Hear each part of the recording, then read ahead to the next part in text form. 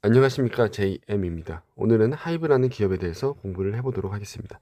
이 영상 하나로 하이브라는 기업에 대한 대략적인 정보를 모두 다 얻어가시길 바라겠습니다. 기업 개요입니다. 아시다시피 엔터테인먼트 사업을 영위를 하고 있고요.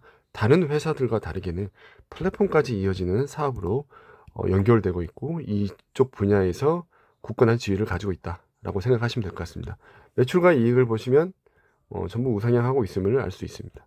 그리고 25년도에는 BTS가 복귀를 할 예정인데 26년도에도 계속 성장을 하겠죠. 주요 주주는 방시혁 전 대표이사, 지분을 약 32%를 가지고 있습니다. 방시혁 대표이사는 캐릭터가 있죠. 과거에 BTS 정국이 그림을 그렸는데 매우 그림을 특색 있게 잘 그렸습니다. 무엇을 파는 기업인가요? 아시다시피 아이돌의 IP입니다. 결국에는 아이돌의 BTS, 세븐틴, TXT, 엔하이픈, 엔팀, 르세라핌, 뉴진스, 보넥도 모두 다 한 번씩은 들어봤을 만한 아이돌입니다. 게다가 신인 그룹들도 준비를 하고 있죠. 결국에는 이 아이돌들의 활동에 의해서 다음과 같은 매출이 발생이 되는 겁니다. 앨범, 공연, 광고, MD, 컨텐츠 등입니다. 이 중에서 가장 큰 것은 결국에는 앨범입니다. 앨범의 비중은 23년 누적으로 봤을 때 44%로 가장 큰 비중을 차지하고 있습니다. 나머지는 대동소이하고요. 앨범은 되게 중요한 게 결국에는 팬덤입니다. 팬덤. 앨범을 산다고 해서 결국에는 이제 CD나 이런 것들은 별로 필요가 없거든요. 그럼 거기에 들어가 있는 뭐 포토북이라든지 포토북, 아니면 기타 뭐 굿즈 이런 것들에 포함되어 있는데, 이런 것들을 결국에는 이제 팬들이 사주시는 거예요. 그런 거에 의한 매출이 가장 크다라고 생각하시면 될 것 같습니다. 누구에게 파나요? 결국에는 이제 소비자들한테 연결이 되는데, 이 소비자들한테 가는 과정에 있어서 결국엔 유통사, 제작사, 기획자 등을 통해서 이 소비자한테 갑니다. 소비자한테 가는데 그 과정에 있어서 이제 위버스 컴퍼니가 매우 중요한 역할을 할 텐데요. 이건 이제 또 뒤에서 또 한번 다뤄보도록 하겠습니다. 그리고 이제 국내 기타 아시아, 북미 각각 비중이 비슷합니다. 비슷했는데 올해에는 약간 비중이 줄어들었죠. 아마도 BTS 활동이 좀 줄어든 게 그런 문제를 야기하지 않았을까라고 생각을 해봅니다. 경쟁자는 누가 있나요? 모두가 다 아시다시피 YG, JYP, SM 등이 있습니다.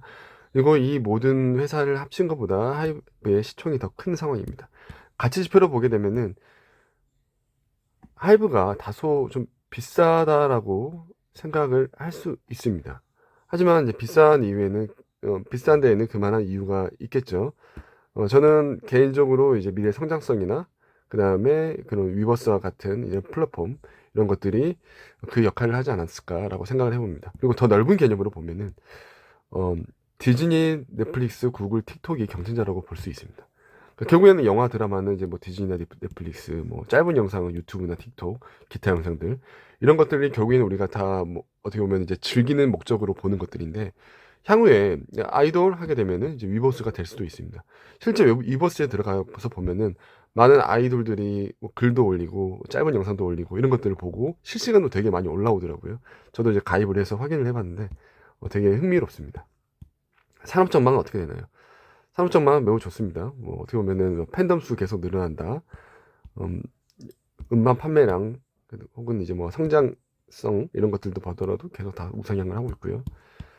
그다음에 뭐 매출 추이, 공연, 뭐 MD, 유튜브 구독자 수 추이 늘어나는 것들, 그리고 스포티파이 구독자가 늘어나는 부분들 이런 것들 모두 다 우상향을 하고 있음을 확인할 수 있습니다. 사업 보고서에 눈에 띄는 부분들을 좀 가져봤는데 더 많은 이익을 거둘 수 있음에도 불구하고 이제 적자를 보는 부분이 좀 존재를 하거든요. 특히나 하이브 아메리카 적자를 많이 보고 있죠. 391억. 그 다음에 UMG 유니버셜 뮤직그룹 적자를 보고 있습니다. 그리고 게임 쪽에 해당하는 하이브 IM 적자를 보고 있죠. 이런 적자 금액이 꽤 큰데 이게 매출의 3% 이상에 해당되거든요. 그러면 어떻게 보면은 영업이익이 12%가 났으면 15% 이상 날 수도 있었는데 여기에서 지금 손실을 보고 있기 때문입니다.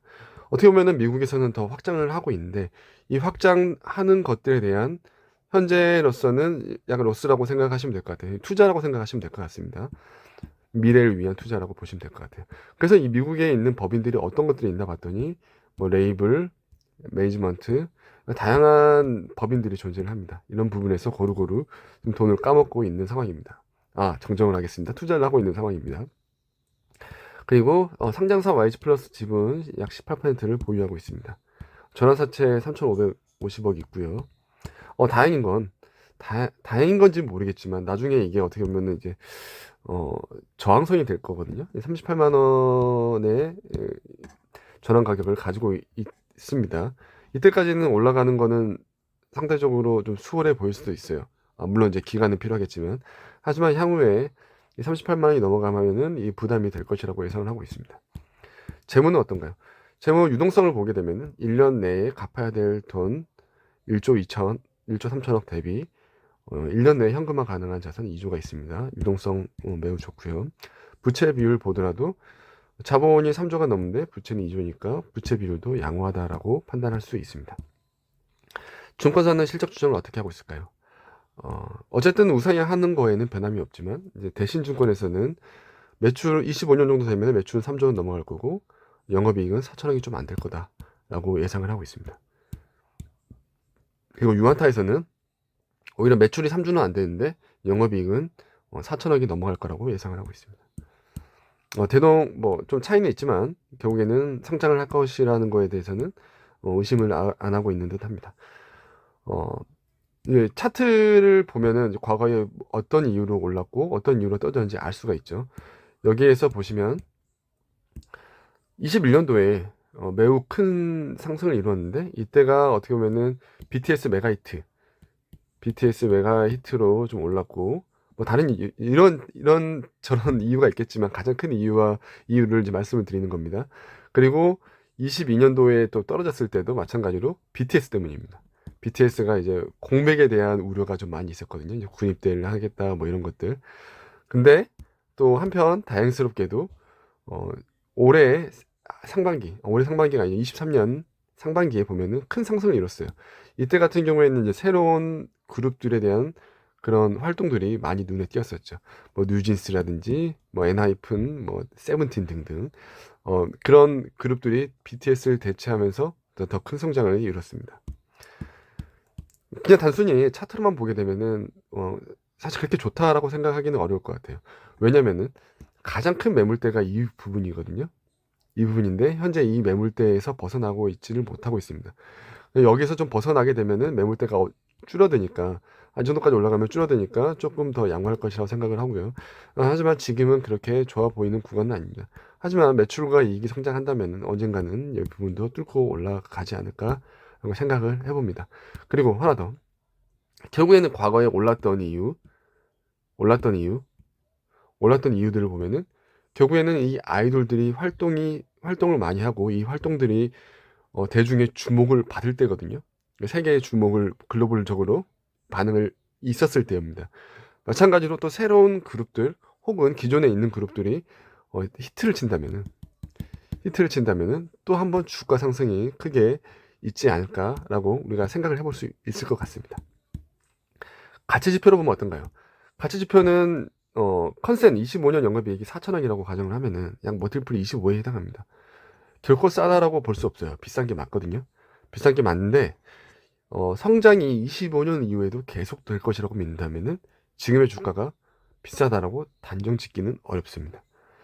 저는 뭐 결국에는 아래 내용들을 이제 팔로우를 해야 된다라고 생각을 합니다. BTS 복귀, 25년 하반기에 복귀를 하겠죠. 그리고 또 다른 아이돌의 메가히트. 저는 이제 뭐 뉴진스를 또 기대해 보고 있습니다. 그다음에 또 신인 그룹의 반응들, 그리고 플랫폼으로서 위버스의 지위 이런 것들이 또 평가가 되게 되면은 주가의 탄력을 받지 않을까라고 생각을 해볼 수 있습니다. 기타 특이사항으로는 이제 하이브가 지배 구조가 좀 꽤 복잡합니다. 모든 레이블이나 이런 것들이 다 따로 하이브로 들어가 있기 때문이기도 합니다. 그 와중에 우리가 지금 눈에 띄는 부분은 이제 위버스 컴퍼니인데요. 위버스는 지금 네이버가 지분이 45% 약, 하이브가 지분은 55%를 보유하고 있습니다. 이 위버스가 결국에는 이제 플랫폼이 되는 부분이 주요 키포인트라고 볼 수가 있는데, 우리가 이 부분을 좀 지켜봐야 될 것 같아요. 향후 우리가 지금 뭐 이런 것들 있잖아요. 지금 심심하면은 뭐 유튜브나 아니면은 뭐 틱톡이나 이런 것들에 들어가서 우리가 자주 영상을 보고 있죠. 나중에 위버스에 들어가서